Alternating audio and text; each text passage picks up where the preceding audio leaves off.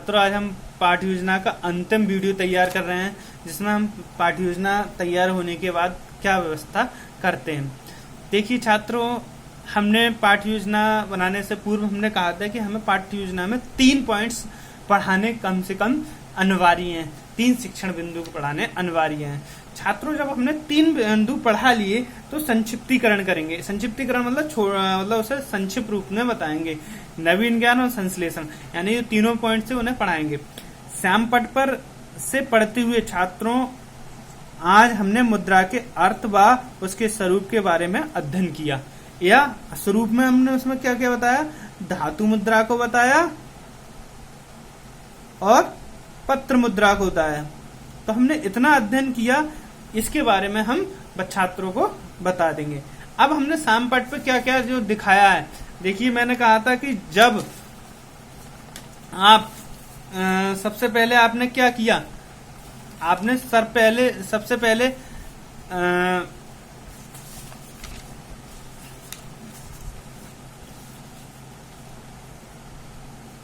प्रस्तावना से मुद्रा निकाली थी कि भी मुद्रा पढ़ाना है। मुद्रा के बाद हमने शिक्षण बिंदु लिया।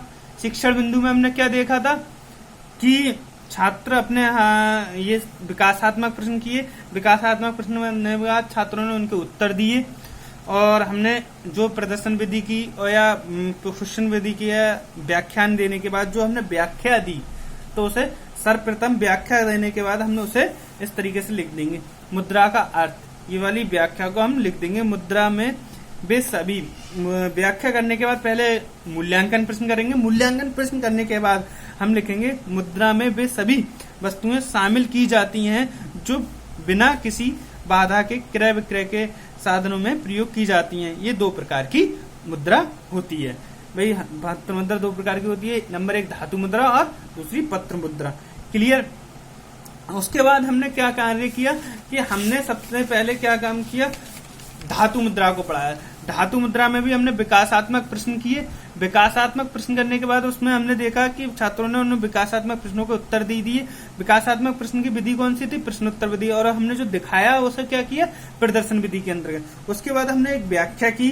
छात्राध्यापक ने जो मुद्रा किसी विशेष धातु द्वारा बनी होती है, जो ठोस अवस्था में होती है, वह धातु मुद्रा कहलाती है। जैसे कि सोने, चांदी, तावा और गिल्ट के आदि के बनी मुद्रा, वो कैसी मुद्रा कहलाती है, धातु मुद्रा कहलाती है।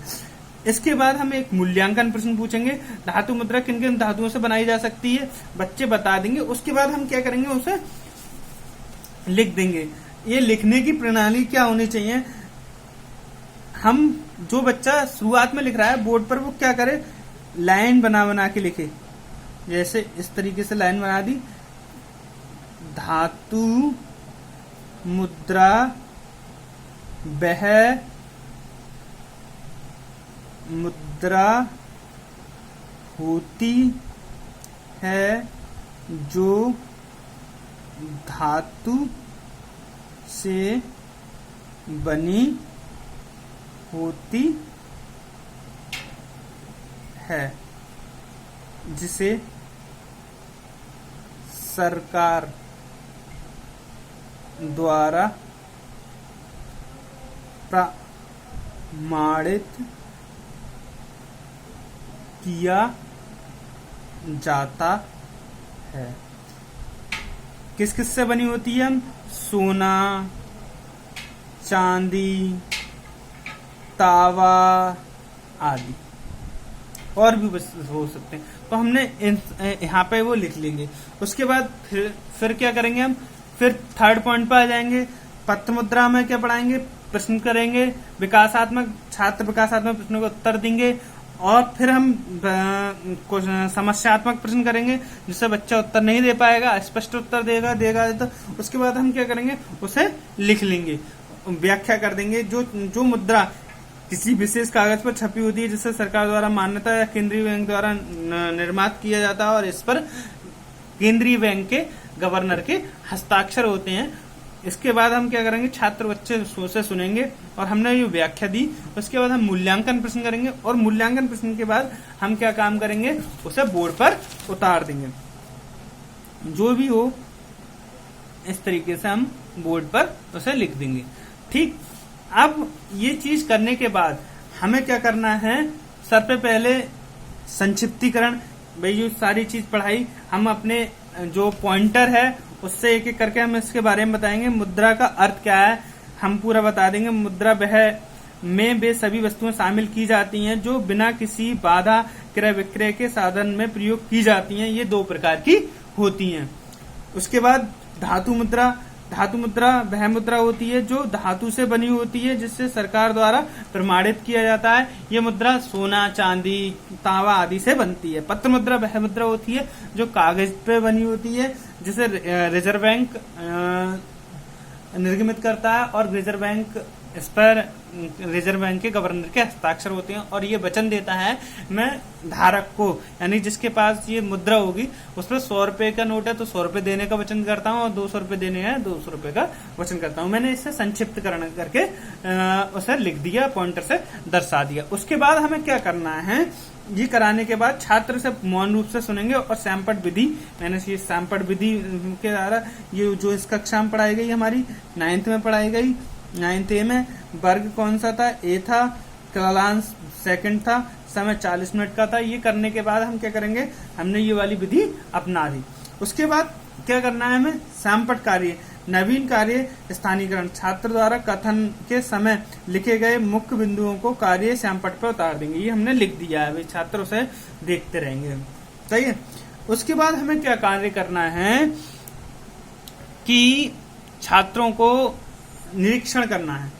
छात्र क्या करेंगे, निरीक्षण छात्र नहीं करेंगे, शिक्षक करेगा। जो छात्र अध्यापक है वो लेखन कार्य करने के या मूल्यांकन करने के बाद, ये लेखन कार्य करने के बाद क्लास में शुरू से एंड तक छात्रों के बीच में जाकर देखेगा छात्र सैंपट पर कार्य कर रहे हैं या नहीं कर रहे हैं और वो उतार लिया है नहीं कर लिया, उतारा है।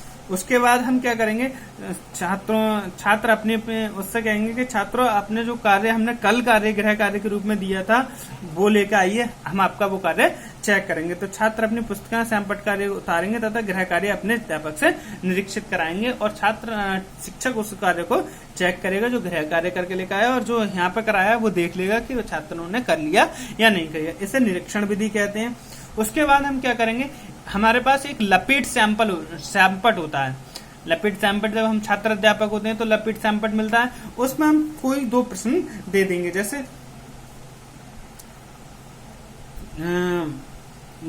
धातु मुद्रा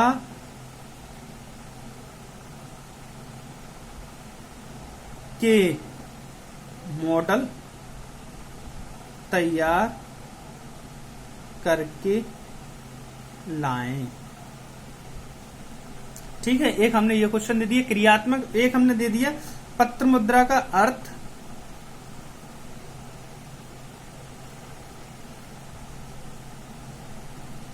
बताओ, हमने जो हमने पढ़ाया है उसे क्रियात्मक और ज्ञानात्मक रूप में अवश्य देखना चाहिए। Thank you very much.